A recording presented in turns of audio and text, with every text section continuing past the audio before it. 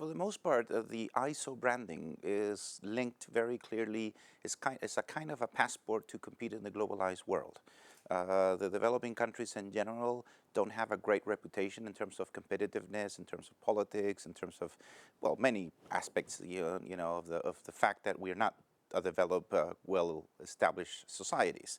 So the ISO branding for most part of the business community and other organizations is a brand that has a lot of value and basically tells the world that you are a serious institution, that you are able to compete into the world and to be considered a player.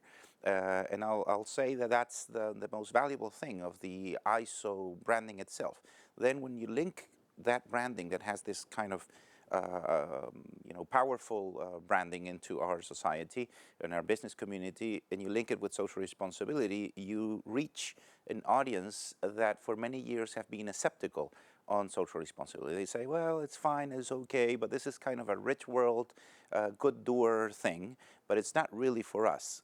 When you put it together, this branding that is linked to commerce, globalization, competitiveness, etc., with social responsibility, this concept of social responsibility becomes relevant for decision makers. And we're running right now, from now until mid-December, about 20 events in 14 countries with our local partners, launching events of the standard with the local business community, and we're having no problem to reach audiences, to capture attention, and a lot of decision makers are showing up, many of them first time, to say, well, now this thing, so-called social responsibility, became serious.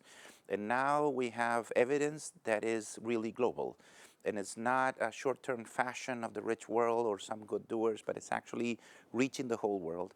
And the fact that 69 out of the 99 countries participating in this process were from the developing world, and the chair was a Brazilian, and the chair of the drafting team a South African, also adds a legitimacy factor, which is quite relevant because for many of our business, or let's say decision makers also in politics, they might say it's nice, it's okay, but it's a top-down approach that we're being somehow imposed by others. In this case, that's not an argument. It's probably the opposite.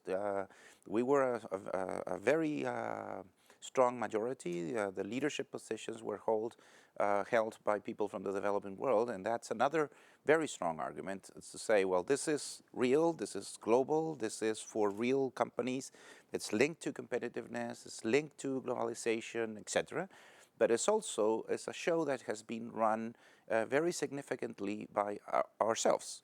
And that legitimacy argument is very, very appealing.